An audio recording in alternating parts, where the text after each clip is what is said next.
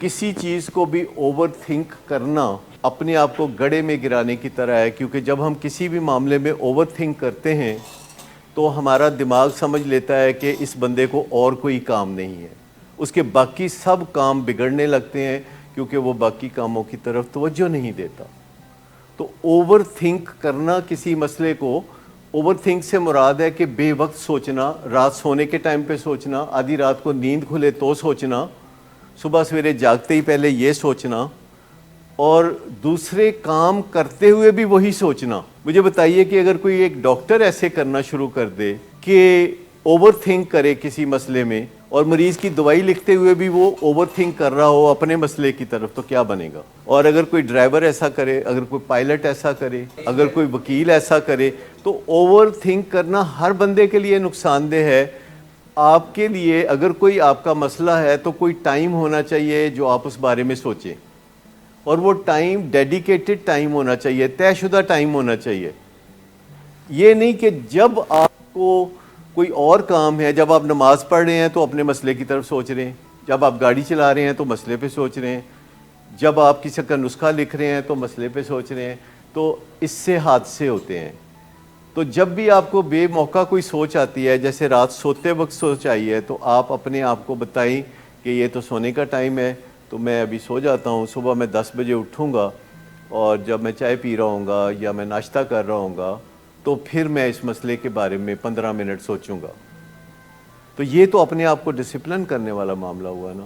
لیکن over think کرنا کسی چیز کے بارے میں بھی، اس کو اگر آپ چھوڑنا چاہتے ہیں تو 4 پوائنٹڈ فارمولا ہے جس سے کہ آپ اوور تھنک کرنا سوچتے ہیں، کیونکہ آپ کا جو دماغ ہے وہ جو ہی آپ کو فارغ دیکھتا ہے تو وہ کہتا ہے اے مسئلہ ہے دا تے کوئی حل کرو، کیونکہ دماغ کا کام ہے کہ آپ کو آپ کے مسئلے یاد دلانا، اور وہ اتنا سیانہ نہیں ہوتا، کریٹو نہیں ہوتا کہ اس کے لیے صحیح ٹائم چنے۔ یہ ایسے ہی ہوتا ہے جیسے بیویاں خاوند سے کہتی ہیں کہ میں گل کرنی، کہتا ہوں میں کام جا رہا ہوں، شام کو واپس آتا ہے تو وہ کہتا ہے میں ہوں گل کرنی ہے، تو کہتا ہونے تو میں واپس آیا۔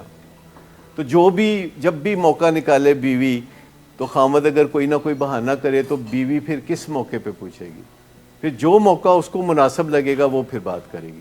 لہذا اگر آپ نے یہ طے کیا ہو، آپ نے اپنی بیوی کو بتا رکھا ہو کہ آپ ہفتے میں ایک دن فلاں ٹائم پہ یا روزانہ اس ٹائم پہ اپنے مسائل میرے ساتھ ڈسکس کر سکتی ہیں، تو پھر وہ زیادہ آسان ہو جائے گا کہ جب آپ کو پتہ ہو کہ اس ٹائم پہ بات کرنی ہے۔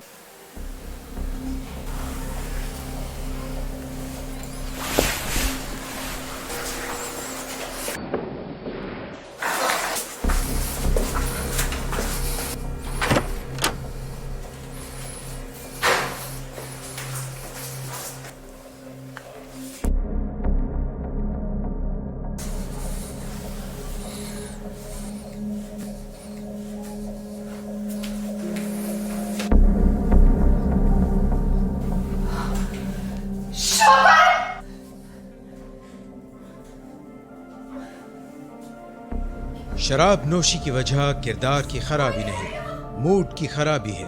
شراب نوشی کبھی بھی نشے کی بیماری میں بدل سکتی ہے۔ نشے کی بیماری ہر سٹیج پر قابل علاج ہے۔ مدد حاصل کیجیے، کیونکہ وہ ایسا نہیں کرے گا۔ ولنگ ویز سے مدد حاصل کیجیے، کہیں سے بھی مدد حاصل کیجیے، لیکن فوری مدد حاصل کیجیے۔ جس معجزے کے انتظار میں آپ نے بہت دیر کر دی، اب وہ دستک دے رہا ہے۔ مدد حاصل کیجیے، مدد حاصل کیجیے، مدد حاصل کیجیے۔